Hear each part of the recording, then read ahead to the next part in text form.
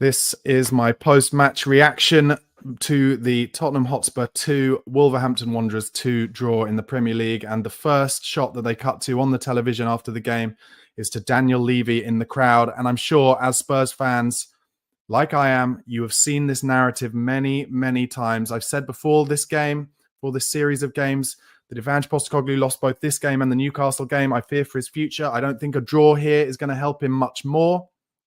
For me, I will go through the kind of minute by minute what happened in that game and what I thought of the players' performances. But for me, that was dog poor from Tottenham Hotspur. I thought they were so average. You've got to give the caveat, of course, 10 first-team players out injured, fatigue, 18-year-olds having to play at centre-half, him having to make 3 substitutions on 60 minutes to get energy into the legs. But he's brought on Timo Werner, who is, I'm sorry, nice boy, but just not a Premier League footballer anymore, doesn't have the confidence to do it. And I think he should have brought on Lucas Bergvall to bring more energy into central midfield. Sarr came on and did okay. But overall, if a team were going to win that game, for me, it was going to be Wolves, because even though Tottenham were 2-1 up in the second half up until like the mid-80th minutes or whatever, Wolves were the team with the possession. They were the team who wanted to go forward more, and they were the team who looked to me, I'm sorry to say it, but the team to me that looked like they're playing for their manager. I said this during the watch along, but I've seen this for many years now. Players, when pundits are doing analysis of Manchester United, they show clips of players pressing and closing down for Man United, just jogging time and time again. And I'm not sure anymore whether these players are playing for Ange Postecoglou. I'm sorry to say it, but I'm just not sure anymore. There's the press is just never together, and we are one-paced. The only players we have pace really in the squad, I can't count Sonny on that list anymore. And Sonny, I have to say, he was brought off early. He had an absolute disaster class of a game. He was horrible today. He missed a penalty, but his touch was bad. He was making bad decisions again, just like he did against Nottingham Forest. Another opportunity in that first half he had today to slip in Brennan Johnson, and he doesn't. He shoots. He's fatigued. He's a 32-year-old man, and we need to be managing his minutes, but we can't because of the injuries we've got, and it's really showing. And I feel for Sonny. I feel for Ange Postecoglou. I want him to be the manager of Spurs. I want him to continue. I want him to get the tools, the players, the injuries back to play the system. But as I've said numerous times during this watch-along, it cannot be coincidence anymore. Destiny Udogie went off with a muscle injury today. Looks like his hamstring. How many hamstrings? More hamstring injuries have gone down for Spurs in this 2 years when Ange Postecoglou has been manager than I can remember us having hamstring injuries in the previous 10 years. It cannot be coincidence anymore. And I get a lot of people in the comments being angry with me for saying this. But give me the answer then. Why are we the only club suffering with muscle injuries like this, of this many? It's completely mad. And it has to be down to the relentlessness of Ange Postecoglou's match style and training style. Now, you can say to me, get the physios changed or whatever, but physios are there to recover injuries. The injuries that are happening in the first place, in my opinion, and I'm not an expert, but they're because of what's happening in training and what's happening in matches. Anyway, just so frustrating. But everything, when I'm watching Spurs at the moment, just feels inevitable. It's one of those downward spirals that I've seen so many times when managers are in their last legs at Tottenham Hotspur. And they cut to Daniel Levy at the end there. And he gave a big sigh and he looks frustrated. And there were reports, weren't there, this week that Spurs were looking at Terzic, the ex-Dortmund coach. And it would not surprise me if succession planning is happening at the moment. And Newcastle will not be as toothless as Wolves were on the 4th of January. And Liverpool certainly won't be. And they're the next 2 games we've got at home.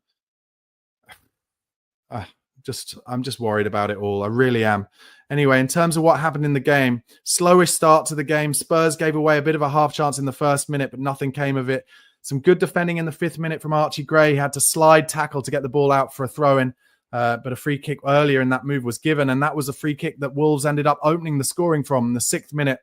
They took it short, rolled it across to Hwang on the edge of the box, and he curls it into the far corner, in off the post. 1-0 Wolves after 6 minutes.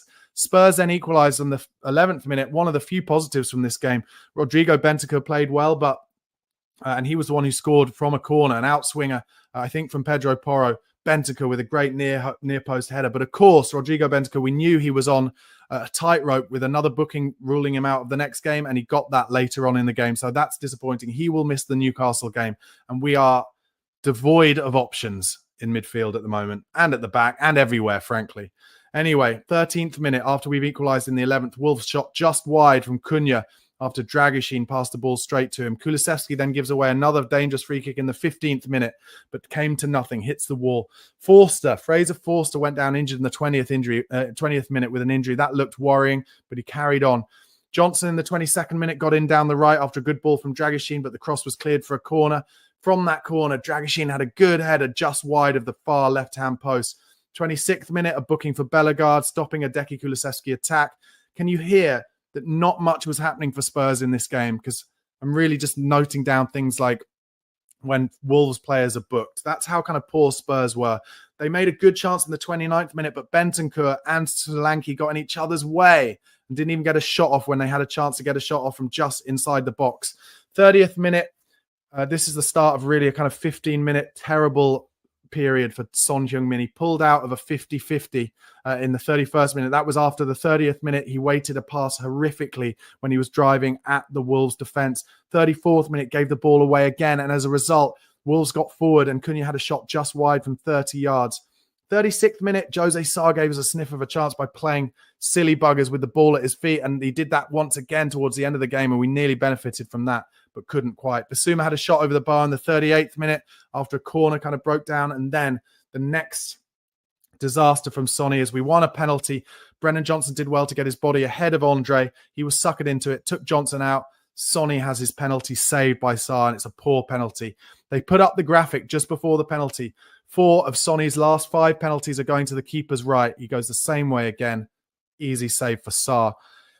Yellow card for Semedo in added time, and then a goal from Brennan Johnson, all made by Rodrigo Bentancur. He took the game by the scruff of the neck, said, fuck it, I'm going to do this on my own. Picked up the ball from his back line, did a little 1-2, and then the ball falls to Deki Kulusevski, drives into the box, cuts back, lays it to Brennan Johnson, who finishes well. So we're 2-1 up at half-time, and you think, can Spurs push on, get a third, and make this comfortable? Well, the answer, frankly, was no. The second half was so bitty and so boring and so ugly. 46th minute, some subs that I need to talk to you about because one of them scored.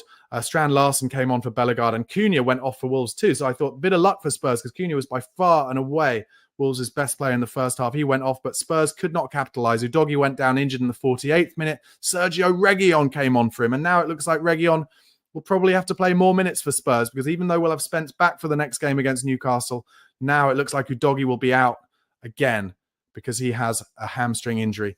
55th minute, Semedo goes down with a head injury, concussion protocols, and this is what Wolves did in the whole second half, just had players going down the whole half. Spurs got themselves into trouble in the 57th minute, playing themselves out from the goalkeeper, and it ended with a shot over the bar from Bueno. Alt-Nouri got in down the left time and time again in the second half. Acres of space, cross blocked by Porro in the 59th minute. Alt-Nouri shot blocked on the left by Porro, 62nd minute. Then Spurs made the subs in the 63rd minute. Son, Basuma and Johnson off. Werner, Maddison and Sarr on. Sarr did all right. I'd say the others really flattered to deceive. 65th minute, good football from Spurs down the right led to Madder's left foot shot well over the bar. 68th minute, first note of the crowd getting on the players' backs at the Tottenham Hotspur Stadium. 73rd minute, great run from Sarr into the box, but he ran out of steam just when he could have passed it to Werner, unfortunately.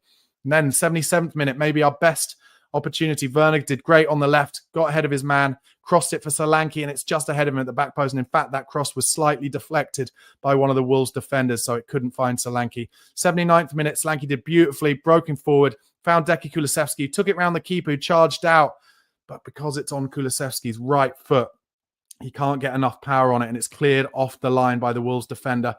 Brilliant cross from Alt-Nouri again on the left, cleared with his foot, unconventionally by Forster, but it worked in the 84th minute. And then it was the 86th minute. Strand Larsen equalises. Alt-Nouri, a beautiful pass, cut out Spurs' defence. And Strand Larsen has a lot to do on the left-hand side of the box and roofs it inside Fraser Forster at his near post. He won't be happy with it, but he really did connect well. And then after that, for me, it just looked like Spurs were going to concede another one. Sarr did have a shot saved at the near post, but it was offside anyway. Then a huge chance for Wolves down the left again.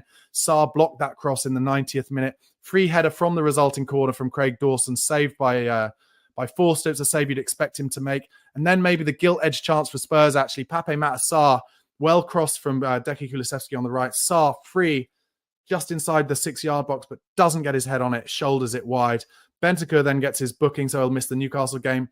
Sarr went absolutely weird, the goalkeeper Jose Sarr, but Werner kind of almost giving the ball to Timo Werner, but Werner pulled out of the 50-50, and that was it. That was what led to the end of the game. 2-2, a very, very disappointing performance from Tottenham Hotspur as far as I am concerned. Not a lot to crow about, really. And like I've said time and time again, the problem for me is just how inevitable it was. I never felt confident at any point, even when we were winning 2-1, even when we had a penalty to go 2-1 up, that Tottenham would win this game. And Tottenham's players do not look like they have the confidence to win games at the moment, nor do they necessarily look like they have the desire to put in the extra effort to win games. I'd say for me, only Bentancur, Sarr when he came on, Kulusevski, of course, really looked like they were working their nuts off to try and get a result for Spurs today. And I think we will lose to Newcastle, and I think we'll get decimated by Liverpool the way it's going at the moment. And I know it sounds negative. I got a lot of abuse in the comments for being negative today, but Spurs at the moment, I'm afraid it's a shit show. It is a shit show, and they need to do something absolutely magical in this transfer window to turn this round, because Postecoglou is going to lose his job soon. If it's not tonight, if it's not tomorrow morning, then it'll be after the Newcastle game. And if it's not then, it will be because they get decimated by Liverpool. And I fear for him because I like him. I'd like him to be the Spurs manager. I'd like him to have his first team available to play. I'd like those rhythmic moves around the pitch to be back on like they were in the first 10 games of last season. But truth is, since that Chelsea game, after 10 games last season, it has been horrible. And if he gets sacked now, I fear not many Spurs fans, certainly not many Spurs fans from England anyway, will be saying that he didn't deserve it, because it's been a calendar year of dross. And yes, he's been unlucky with the injuries, and I feel for him on that front. But other managers find ways to grind out wins even when you've got injuries, and we're not doing it. And it looks to me like the Spurs players aren't playing for him. That's all I would say. That has been my instant match reaction, guys. Thank you so much for watching. Do drop that video a like. Please do subscribe to the channel for daily Tottenham Hotspur content.